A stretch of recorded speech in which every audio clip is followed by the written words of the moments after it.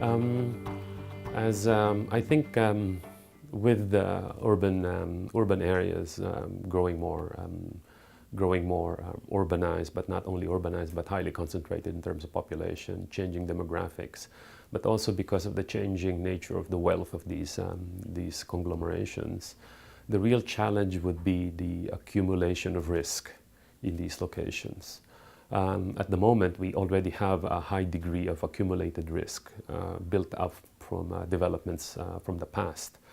The challenge for us in the future is that these risks will continue to increase. So we have two particular challenges here.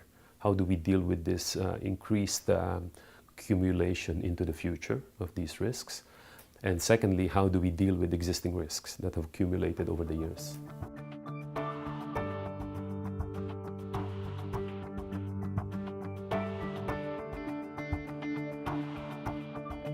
Disaster risk reduction and climate change adaptation have many purposes. And as we know, it's not just one of those things that have worked so far, of course, is reducing the vulnerability of people and communities, both in terms of the social impact of disasters and climate-induced disasters, but also trying to increase the resilience of people.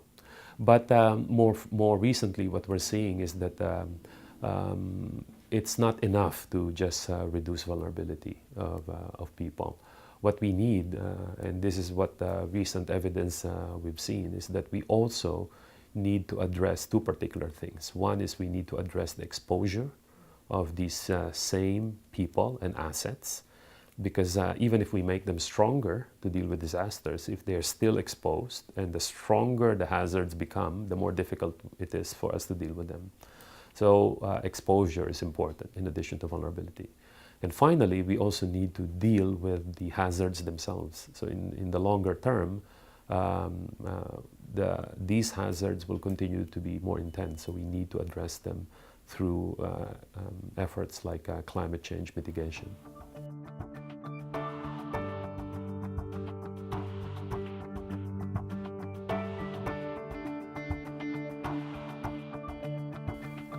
The Making Cities Resilient campaign was launched in 2010. It's one of the largest movement of cities so far, having now, since 2010, close to 2,200 cities that have joined the movement. The purpose of the campaign is threefold. One is to raise awareness, to be more aware of the actions necessary to build resilience. Secondly is to ensure that the investments are actually made more resilient. And thirdly, to ensure that actions are made locally. So far, these objectives have actually been the pillars of the work of the campaign.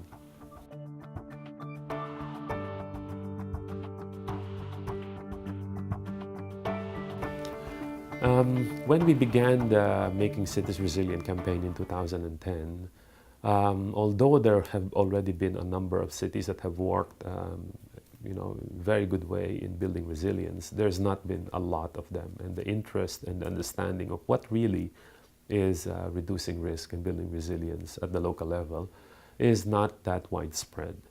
So one thing that the Making Cities Resilient campaign have done very effectively is, in fact, raise the awareness, number one, on what is the importance of building resilience at the local level. Secondly is raising the interest of the chief executives, in particular mayors, on the importance of not just doing this, but actually investing in this.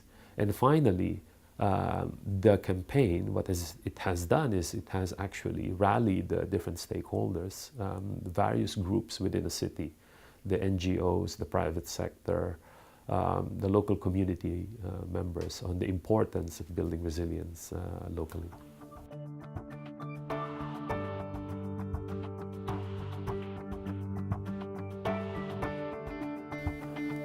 It is a very important issue to remember that in a context of a city, let's say, the actual investments both physical and social investments put into a city in any particular year, the public sector only accounts for, let's say, about 20%. The rest, the larger proportion, up to 80%, is actually the private sector. These are private individuals that actually invest in buildings, social infrastructure, and so on. They put their own resources into this. So to build true, resilient urban spaces, what we need is to make sure that everybody has a role to contribute, not just the government. Of course, the government is a very important actor in this, but we need to engage the rest of the private individuals and businesses that actually account for a larger proportion of the investments. This means that business, even private individuals that build their homes, the farmers, the teachers, so everybody has a role in building resilience. And the best way to do this is that if everybody understands first the risks that are common to all of them, and secondly the actions that they all need to take, and the roles and responsibilities by each one. So the Making Cities Resilient campaign actually uses fundamentally this multi-stakeholder approach as a foundation of its work.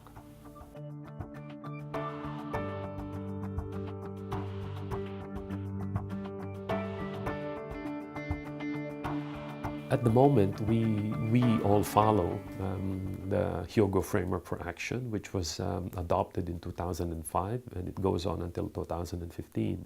But as we know, this framework, which has guided us, has served as a blueprint for our work on disasters reduction, is going to expire. So next year, we have the opportunity to come up with an update to this framework. Now, with regards to the work of the Making Cities Resilient campaign, what we've achieved in the first phase of the work, the last 5 years, is to increase the interest and awareness and commitment of people that are going to be the ones who will be making the investments for building resilience. The next phase of the campaign, which is very important, would be to actually make those interests into practical action, to convert that into practical actions on the ground.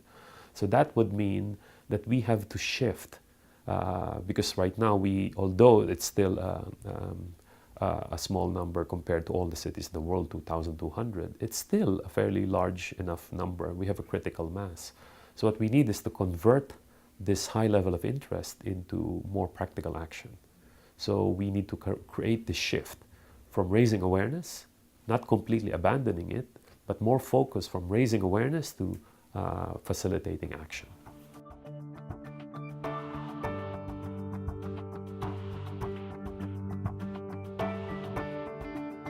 Right now, there are a lot of innovative solutions or innovative approaches that the campaign has actually initiated or promoted, not probably initiated, but promoted, because they've been there in many instances already in many cities around the world.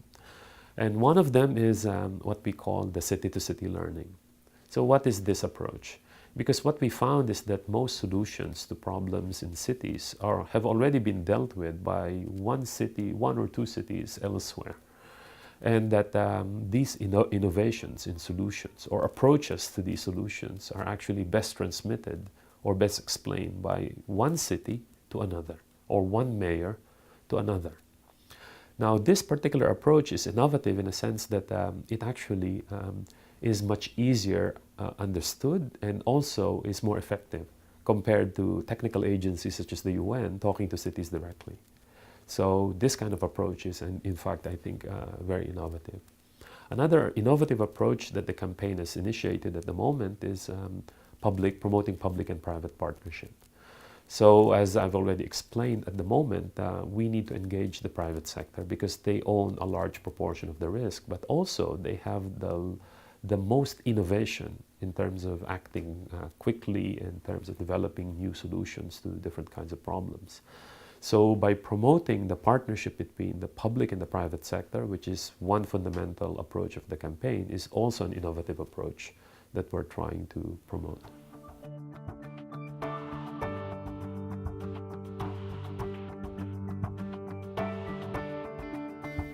At the moment, the cities that have joined the campaign, we have three levels of cities.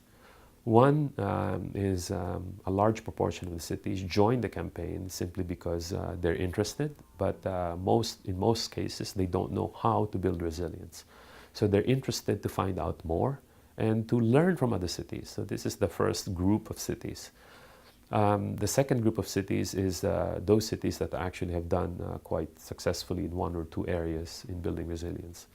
And in some instances, we call them role model cities. We have about 20 of them globally, a small proportion of the 2,000 cities that we have. And then finally, we have cities that have done fantastically well in most of these areas in building resilience that we call them champions.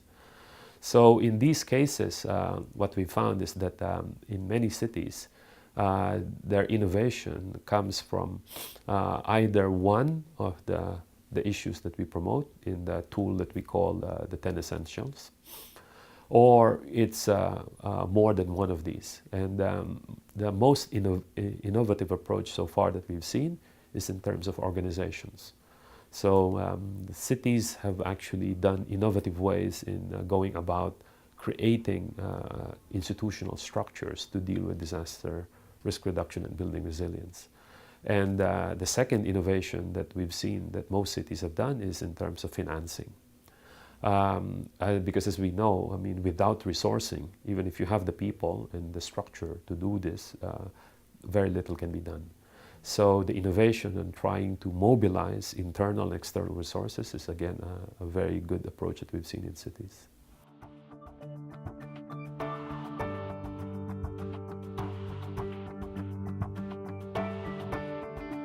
Developed and developing countries have different approaches, definitely. For those cities that have joined the Making Cities Resilient campaign, the developing countries, of course, have a different context in their problems. Some of the problems, it's not just a question of availability of resources. Sometimes it's also the scale of the built-up issues of risk. As we know, because of the low level of social and hard infrastructure in developing countries, they simply have more built-up risk. So therefore, they have to come up with very inventive ways of dealing with these risks compared to the developed countries.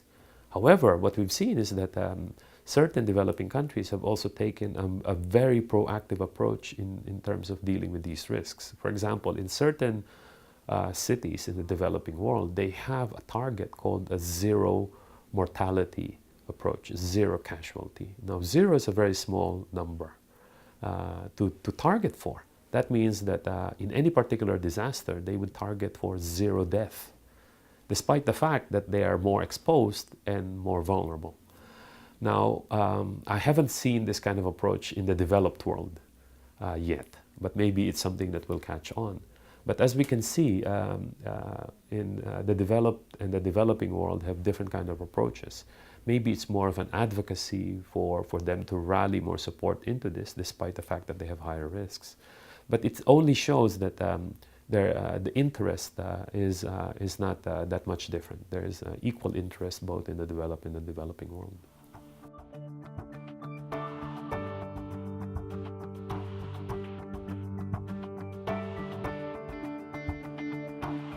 I'm actually very optimistic that the cities are actually going to be able to meet the challenges brought about not just by the intensity of the hazards that's being brought by climate change, but also by the changing demographics and the changing nature of resources in terms of cities becoming richer and wealthier.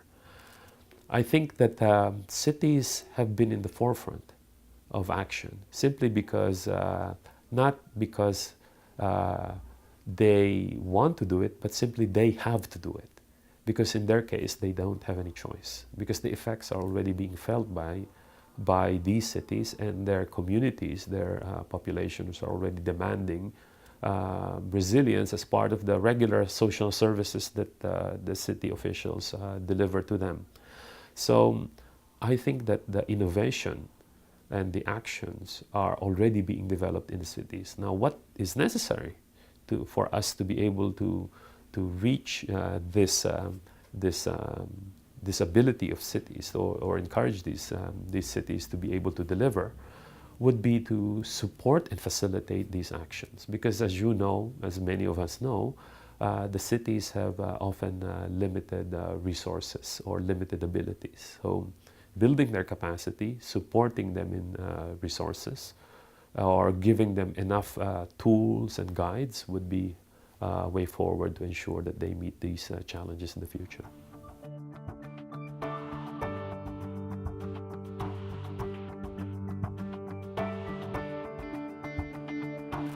I think the rebuild by design approach, especially those that are being done by various groups in cases like in New York, is one particular example that we should try and emulate, if not try and promote. Because I think what we need is to be mindful of the risk and design for those risks. And this is particularly what we need to do.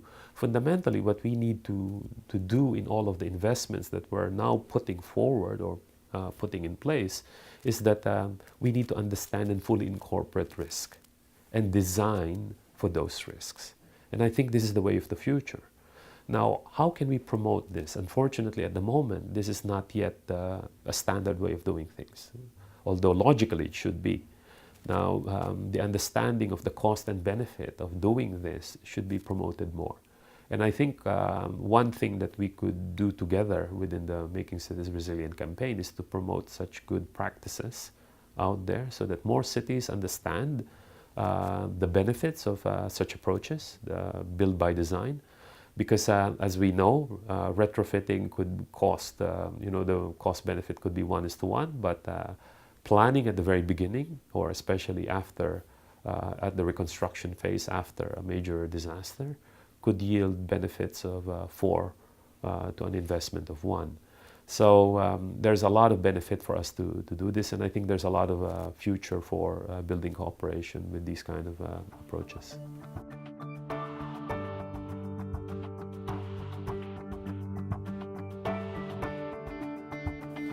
I think that Hoboken is one of the good examples that have proactively joined the campaign, especially after Hurricane Sandy. And as we can see, they are doing a lot of very proactive work now in their reconstruction efforts after Sandy. What would be fantastic, and this is something that we're now trying to promote Hoboken to do, is to show the good practices and the good approaches that they're taking. Because as I've already explained, the best approach is for one city to explain it to another city, for one mayor to explain it to another mayor. The case for investing or making investments resilient is only best explained if it's actually shown in an actual case.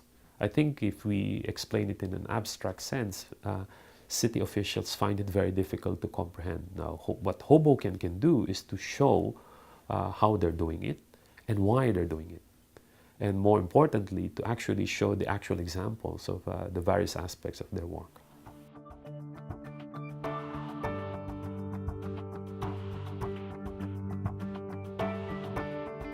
I think that engineering companies have a fantastic and very large role in the future of building resilience, because one challenge that we face now as we move towards adopting this new framework for disaster reduction next year is that resilience actually doesn't, there are not a lot of incentives in building resilience, especially in hard infrastructure. Let's say if you construct a resilient building, there's not a lot of very visible benefits that is actually immediately understood, not just by the occupants, but the people who actually visit the building, or the investors that will actually invest in the construction of the buildings.